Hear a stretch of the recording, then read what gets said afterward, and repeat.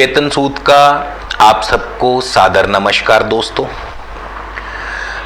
आज हम केतु खाना नंबर 5 के ऊपर चर्चा करेंगे।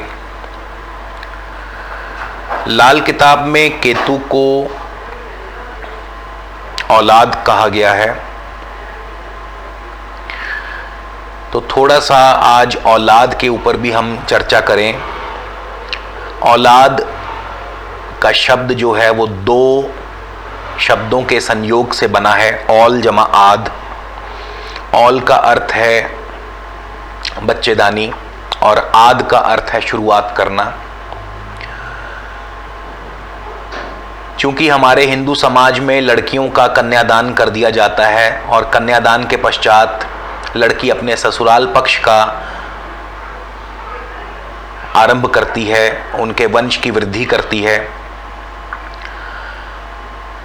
और लड़का जो है वो अपने परिवार की वंश की वृद्धि करता है। तो इसीलिए औलाद लड़के को माना गया है। हालांकि बिना औल के आद नहीं हो सकता, यानी बिना स्त्री के वंश की शुरुआत नहीं हो सकती, मगर बीज जो है वो लड़के से ही मिलता है। तो संक्षिप्त सा ये परिचय मैंने आपको दिया औलाद के बारे में।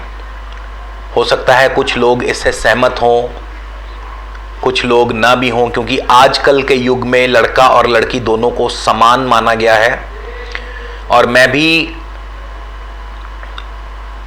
इस समान रूप से लड़के और लड़की का पूर्ण समर्थन करता हूं, लेकिन टेक्निकली या परिभाषा के तौर पर यदि हमें औलाद का अर्थ समझना हो, जानना हो, तो उसके लिए जो मैंने आपको बताया, एक संक्षिप्त सा जो परिचय दिया कि क्यों लड़के को औलाद कहा जाता है, क्यों लड़की को औलाद नहीं माना जाता, उसके पीछे कारण यही है कि वंश की जो वृद्धि है वो लड़के से होती है, लड़की से वंश की वृद्धि नहीं होती। क्योंकि लड़की किसी दूसरे के वंश की वृद्धि करने के लिए उसका कन्यादान कर दिया जाता है। तो बेसिक जो एक डिफरेंस है वो ये है। तो कुंडली में कहीं भी केतु बैठा हो, उसके शुभ या अशुभ होने पर केतु सीधे तौर पर औलाद पर प्रभाव डालता है, औलाद पर असर डालता है। तो आइए सबसे पहले तो ये जानते हैं कि केतु यदि खाना नंबर 5 में हो तो उसके लिए हथेली पर यदि सेहत रेखा, जैसा कि आप अपने सामने चित्र में लाल निशान में जो लाल रंग से जो रेखा देख रहे हैं, वो सूरज की सेहत या तरक्की रेखा कही गई है।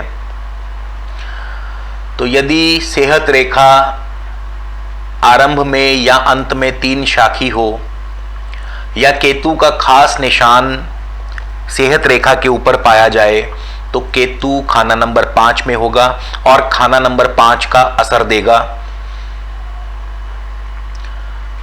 तो जन्म पत्री में भी केतु खाना नंबर 5 में तभी अपना पूर्ण फल देगा यदि हथेली पर इस प्रकार की रेखा पाई जाएगी। केतु खाना नंबर 5 के समय ऐसे व्यक्ति के औलाद बहुत होगी, खुशहाल होगी, दिन दूनी रात चौगुनी तरक्की करने वाली होगी, और 24 साल तक औलाद पर पिता या बाबे का साया पूर्ण रूप से रहेगा। उसके पश्चात ऐसा नहीं कि पिता या बाबे का साया हट जाएगा, मगर तब तक औलाद खुद अपने पैरों पर खड़े रहने के काबिल हो चुकी होगी। केतु खाना नंबर 5 के समय यदि बृहस्पति, सूरज अथवा चंद्र खाना नंबर 4, खाना नंबर 6 अथवा खाना नंबर 12 में बैठे हों, तो ऐसे में भी वंश की पूरी तरह से वृद्धि होगी। वंश दर वंश आगे चलता चला जाएगा और आर्थिक रूप से ऐसा परिवार सुदृढ़ होगा केतु नंबर 5 के समय यदि शुक्र खाना नंबर 4 में हो और शनि खाना नंबर 6 में हो, तब भी ऐसे में औलाद पर कोई अशुभ असर ना होगा और ना ही दो औरत का झगड़ा होगा, क्योंकि शुक्र खाना नंबर 4 में अक्सर दो शादियां करवा देता है, मगर अब ऐसा नहीं होगा। दोस्तों, किसी कारण से केतु खाना नंबर 5 में यदि मंदा हो जाए, अशुभ हो जाए या अपने स्वयं की करतूतों द्वारा अशुभ कर लिया जाए और ऐसे में बृहस्पति भी यदि अशुभ होकर के खाना नंबर 6, खाना नंबर 7 अथवा खाना नंबर 10 में बैठा हो, और अमूमन इन घरों में बृहस्पति अशुभ फल देने वाला माना गया है। साथ ही बुध, शुक्र अथवा राहु खाना नंबर 2, 5, 9 अथवा 12 में बैठे हों,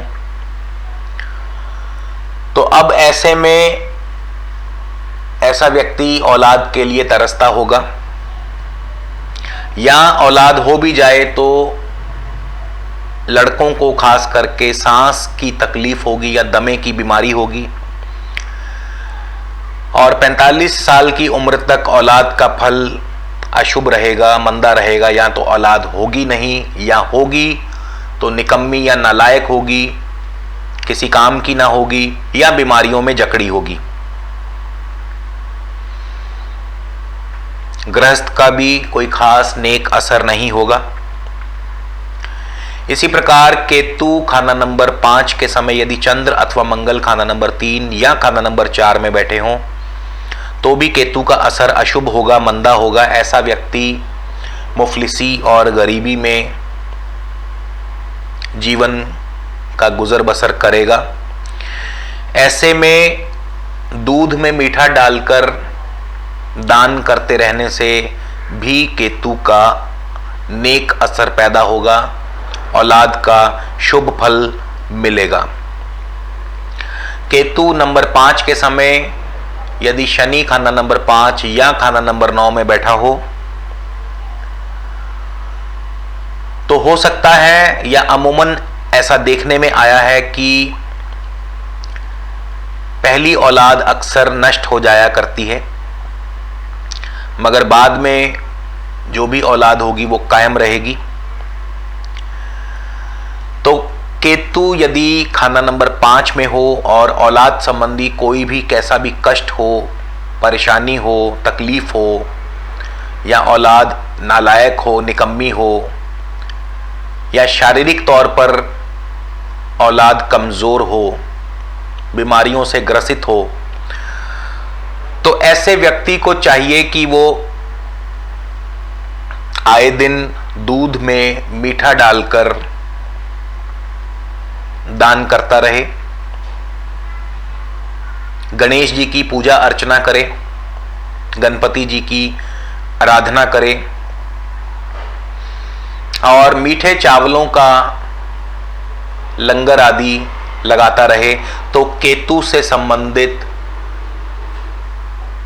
जो अशुभ फल है वो कम होगा और नेक फल की प्राप्ति होगी।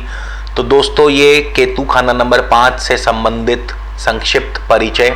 आगे चलकर हम केतु के अन्य भावों पर भी इसी प्रकार अपना विश्लेषण, अपनी चर्चा को जारी रखेंगे।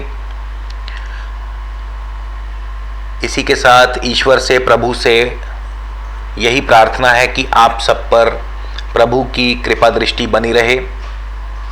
अगले वीडियो में आपसे फिर मुलाकात होगी। तब तक के लिए नमस्कार, धन्यवाद।